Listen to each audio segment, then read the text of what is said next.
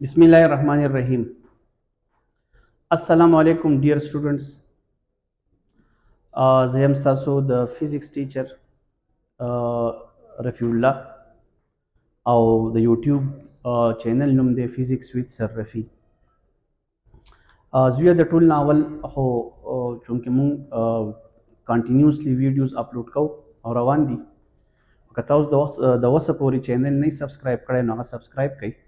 ځکه چې ټایم ټو ټایم که زمونږ څه نیو انفارمیشن ایگزام په حوالې سره یا د امډیکیټ په لیاس سره راځي چې تاسو ته په ټایم باندې هغه در رسي. څنګه چې په پریویس لیکچر کې مونږ په ډیټیل باندې ایکسپلین کړی و د چپټر 19 سیکنډ ایئر اټومیک سپیکټرا بوهر ماډل. نن به مونږ په ډیټیل باندې ایکسپلین کوو د هغې سره ریلیټډ دی بروگلیز انټرپریټیشن اف بوهرز اربټ. باقي مونږ د بوهر پاسټولیټ چې ویلو درې، نو باقي دوه داسې پاسټولیټس وو چې هغه بوهر ویلي وو خو د هغې ایکسپلینیشن یې نه و کړی. نو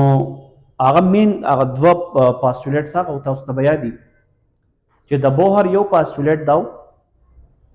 چې د نیوکلیس نه غیر چاپیره یو الکترون چې په یو فکس اربټ کې چورلی نو دی به نه انرژي لاس کوي او نه به انرژي گین کوي او د انرژي به کانسټنټ وي. نو اعتراض پیدا شو چونکې الکترون یو چارج پارټیکل دی او دی چې کله د نیوکلیس نه غیر چاپیره چورلی دې ته اکسلریټډ موشن وایي، دی خپل ډایرکشن چینج کوي او چې کله یو چارج پارټیکل اکسلریټ کیږي دی به کنټینیوسلی خپل انرژي لاس کوي، نو دی په یو فکس اربټ کې نشي اوسېدی. نو دا پاسټولیټ خو هغه ویلی خو د دې خبرې وضاحت یې نه و کړی چې څنګه یو چارج پارټیکل چې هغه اکسلریټ کیږي او د هغه انرژي دی نه لاس کیږي، د دې خبرې څه وضاحت نه و کړی. نو د دې وضاحت بیا وکړو ډي بروګلی. اصل کې به په پریویس چپټر کې مونږ ویلی چپټر 18 ډي بروګلی هایپوتھیسس، د هغه مطابق ډویلټي کانسپټ که فرض که زمونږ سره ریډیشن یا لایټ دا ایکچولی که مونږ ویوز دي خو هلته بیا هغې وي چې نه دا پوټان نیچر یا کم کوانټم نیچر چې دی هغه هم سیټسفایډ کوي، یعنې ډویلټي چې لایټ ایز ا ویو هم دی خو لایټ ایز ا پارټیکل هم دی. نو دغه شانتې هغه دا خبره هم کړې وه د یو پارټیکل په باره کې، که یو پارټیکل دی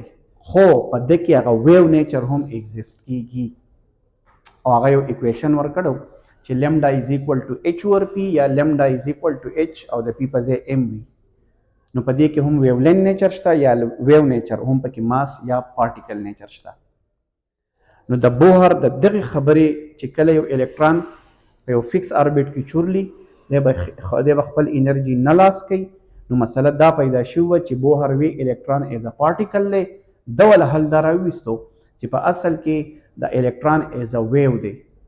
او سمپل لاجیک چونکې ډي بروګلی الکترون کنسیډر کو ایز ا ویو، چې ایز ا ویو کنسیډر شو نو په یو فکس اربټ کې به د یو خاص قسمه ویو نیچر شو کوي چې هغې ویو ته وایي سټیشنري ویو.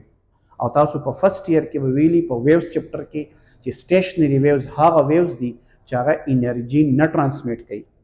هغه د پروګریسیو ویو په شان انرژي د یو ځای نه بل ځای ته نه وړي، پای کې انرژي را بندوي یعنې انرژي پکې فکس وي. نو دغې مسلې حل د دا راویستو چې کله په یو فکس اربټ کې الکترون دی نو الکترون به ایز ا ویو وي او دی به ایکچولی سټیشنري ویو وي او د سټیشنري ویو دا لاجیک دی چې په ده کې انرژي را بندوي، دی انرژي نه کیری کوي، دی انرژي نه ټرانسفر کوي. نو مطلب مسله په دې حل شوه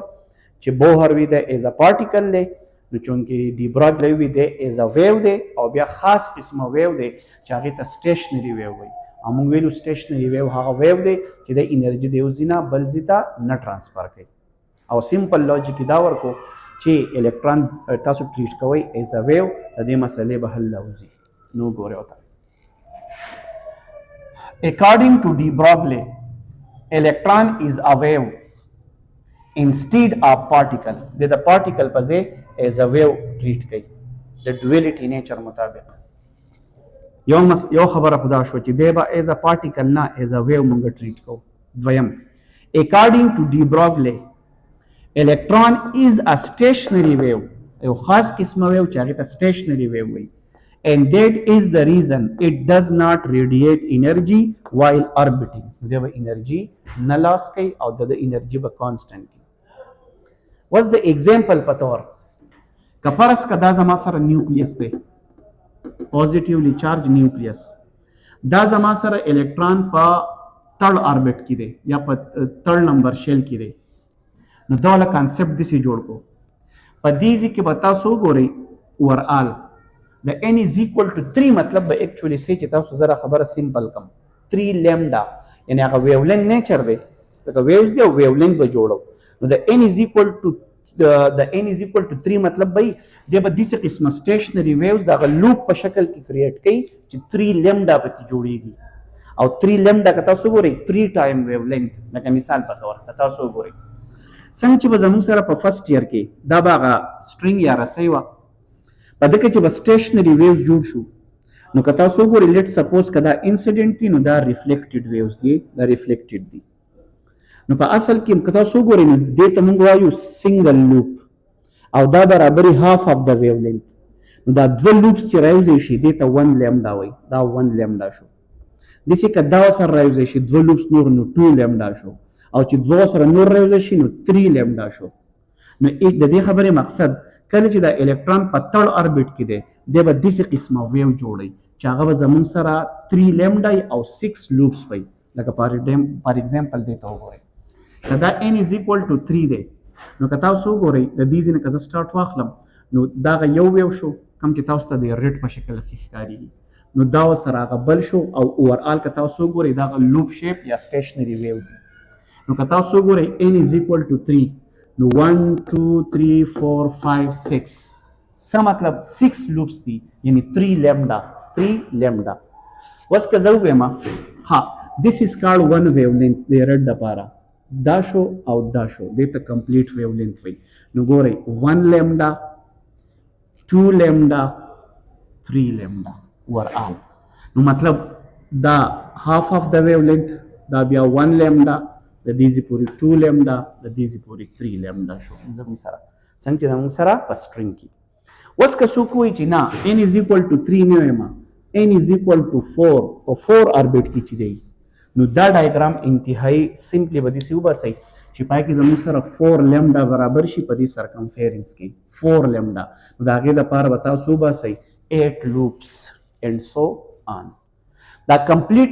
په ځکه وباسئ چې هغه کنسټرکټیو انټرفیرنس وشي او مطلب اوورآل تا ته هغه سټیشنري ویوز کریټ شي خیر هغه به زه اوس په دې بل پاسټولیټ کې په ډیټیل بیا ایکسپلین کوم څنګه چې ما تاسو ته وویل یو بل مسله دې دا ومال شوه های انرژي الکترون وایبریټ with high frequency څه مطلب که ته وایې n is equal to 3 نو n is equal to 4 نو الکترون انرژي به د 3 آربټ په مقابله کې په 4 آربټ کې سیوای نو چې انرژي سیوا ده نو فریکوینسي به سیوای او د هغې مطابق به ویو لینث راکم شي څه مطلب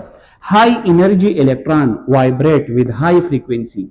that's why electron in higher orbit یا shell has high energy لوجیک به دا یاد ساتئ چې څومره زموږ سره آربټ نمبر سیوا کیږي دومره به په دغه آربټ کې د انرژي سیوا کیږي نو دومره به د وایبریشن سیوا کیږي مور فریکوینټلی وایبریټ فریکوینسي به سیوا کیږي او دومره به ویو لینث کمی څه مطلب که زه دا n is equal to 4 کوم نو د 6 لوپس په ځای به 8 لوپس شي نو دا ویو لینث به که دلته کې یو ویو لینث دومره دی نو چې زه پکې اوس دی جوړوم فار ایگزامپل 8 لوپس نو سوري چې اته لوپس نو دا یو ویو لینث به راغونډ شي یا په دې ډایګرام کې په دې ځای کې به زه بیا جوړوم ستاسو سره 8 لوپس نو لوجیک دا شو چې څومره کم یو آربټ کې دی د هغې مطابق سټیشنري ویو به کریټ کیږي دا شو زموږ سره د یوې مسلې حل چا دا ویلو چې بوهر چې کوم پاسټولیټ و چې په یو فکس آربټ کې دی خپل انرژي نه لاس کوي نو بالکل د هغې حل راووتو د ډي براګلي مطابق موږ به الکترون ټریټ کوو ایز ا ویو او کم ویو سټیشنري ویو چې دی به انرژي نه لاس کوي نو مطلب دا هغه سټیبل آربټ زموږ سره شو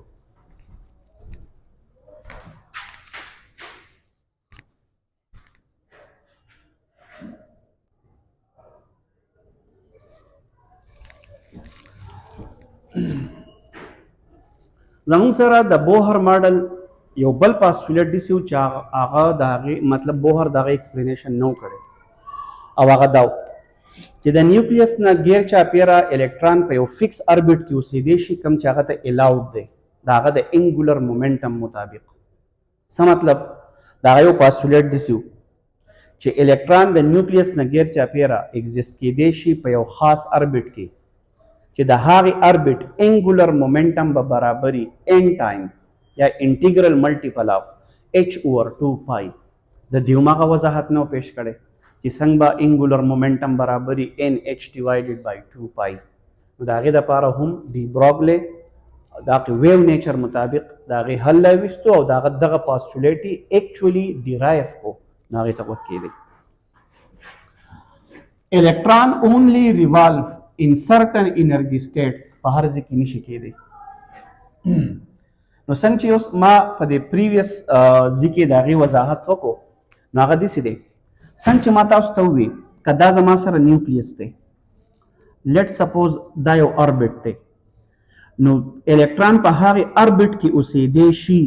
چې هغه ما ته دا کنډیشن پرووایډ کوي n لیمډا. څنګه چې ما تاسو ته د هغې وضاحت وکړو که ته وایې چې n is equal to 1 په فرست اربټ کې نو تاسو ته ما د سټیشنري ویل مطابق چې دی ما له جوړ کړي 1 لیمډا پر n is equal to ته په دویم اربټ کې نو دې پاسټولیټ مطابق د ده به داسې انګولر مومنټم وي د ده به داسې قسمه موشن وي د ده داسې قسمه وایبریشن وي چې دی ما ته پرووایډ کړي 2 لیمډا په خپل سرکمفیرنس کې. نو ایکچوال مقصد دا شو یو خاص قسم هغه ځای پاسبل دی چې په کوم ځای کې دی ما ته سټیشنري ویو جوړ کړی شي. که تاسو ته یاد وي مونږ چې په فرست ایئر کې به خبره کوله چې سټیشنري ویو چې کله مونږ کریټ کوو نو په هغې کې به مونږ سټرنګ د یو خاص پوینټ نه پلک کوو د هر ځینې به نه پلک کېدو لکه فار ایگزامپل د یو لوپ جوړېدو دپاره به هغه د میډل نه پلک کېدو دا سټیشنري ویو ان سټرنګ. که تاسو خیال کوئ نو چې کله مونږ 2 لوپس ته تلل غوښتل 2 لوپس ته نو هغې ته مونږ وایي کوارټر لینګथ د هغې څلورمې حصې نه یې پلک کا اینډ سو آن. نو دغه شانتې الکترون په هغه ځای کې اوسېدی شي چې دی ما ته د خپل اربټ مطابق متعلقه سټیشنري ویو ان ټایم دومره ویو لینګ جوړولی شي ادروایز دی نشي ایگزیسټ کېدی هلته. نو ګورئ ورته د ډي براګلي هغه ایکویشن دا دی لیمډا از ایکول ټو h ډیوایډ بای پی دې ته هغه ډویلټي ایکویشن وایي یا h P is equal to mv نو lambda is equal to h over mv یعنی wavelength is equal to h divided by mv دا ډي براګلي equation دی equation first. څنګه چې اوس ما ایکسپلین کو په سرکمفیرنس کې به الکترون چې په کوم ځای کې ایگزیسټ کېږي نو په کوم اربټ کې چې دی د هغه سرکمفیرنس به برابري n لیمډا او تاسو ته پته ده سرکمفیرنس اف ا سرکل برابري 2 پای r سرکمفیرنس اف سرکل یعنی دې نه دا یو ریزلټ جوړ شو چې زمونږ سره n لیمډا از ایکول ټو 2 پای r یعنی الکترون چې په یو خاص اربټ کې دی نو دومره ټایم ویولنت از ایکول ټو 2 پای r. که تاسو وایئ دویم اربټ نو 2 لیمډا از ایکول ټو 2 پای r. که دریم اربټ دی نو 3 لیمډا از ایکول ټو 2 پای r and so on. اوس که زه دې ایکویشن ته وګورم او زه د دې ځای نه دا لیمډا یوازې پاتې کړم دا n به د ډیوایډ نه د ملټیپلایډ نه ډیوایډ ته راشي نو لیمډا از ایکول ټو 2 پای r ډیوایډډ بای n. نو ایکویشن فرست ته وګورئ ایکویشن سیکنډ ته وګورئ لیمډا برابر دی h ډیوایډ بای mv او لیمډا برابر دی 2 پای r ډیوایډ بای n. نو فرام ایکویشن 1 and 2 لیمډا از ایکول ټو لیمډا نو اٹ مینز دیٹ h over mv is equal to 2 pi r divided by n. نو ایکویشن زموږ سره دا راغی h divided by mv is equal to 2 pi r divided by n. بس کوم په دې کې دا کیلکولیشن وکړو چې دا n د ډیوایډ نه دی خو راشي h پسې ملټیپلایډ ته دا به شي nh او دلته کې دا n خو د ډیوایډ نه ملټیپلایډ ته راغی دلته کې جوړ شو nv بلکې تاسو وګورئ په دا 2 پای د r نه د ملټیپلایډ نه به ډیوایډ ته راوړي 2 پای به شي او دا m به د دې ډیوایډ نه لاړ شي ملټیپلایډ ته. نو که تاسو وګورئ n راغی په ده پسې د ده نه جوړ شو nh دا 2 پای دې خوا راواوښتو دلته کې راغی بیا ډیوایډ ته او دا m د ډیوایډ نه لاړ ملټیپلایډ ته یعنی ری ارینجینګ وشو نو ان ایچ اوور 2 پای از ایکوال ټو ام وی آر یا ام وی آر از ایکوال ټو ان ایچ اوور 2 پای او که تاسو ته وګورئ دا پاسټولیټ دی چې انګولر مومنټم از ایکوال ټو ان ټایم یا انټیګرل ملټیپل اف ایچ اوور 2 پای دې ته انګولر مومنټم هم وایي. زموږ سره فارموله شوه L is equal to NH divided by 2 pi which is the required postulate of Bohr's model. نو دا زموږ سره هغه دوه پاسټولیټس وو چې د دې بوهر موږ ته جسټیفیکیشن نو کړی نو دو ولګېد ډي براګلي ولګېد د هغې انټرپریټیشن یې وکړو د هغې تشریح وکړه د هغې وضاحت یې وکړو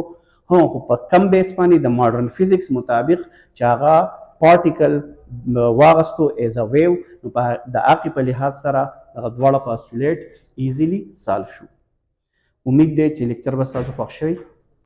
نو یو خو دا ویډیو لایک کړئ څنګه چې ما تاسو ته په اوله کې ویلو که چینل تاسو د اوسه پورې نه سبسکرایب کړی نو هغه سبسکرایب کړئ بل دا ویډیو د خپل ملګرو سره شیر کړئ. والسلام.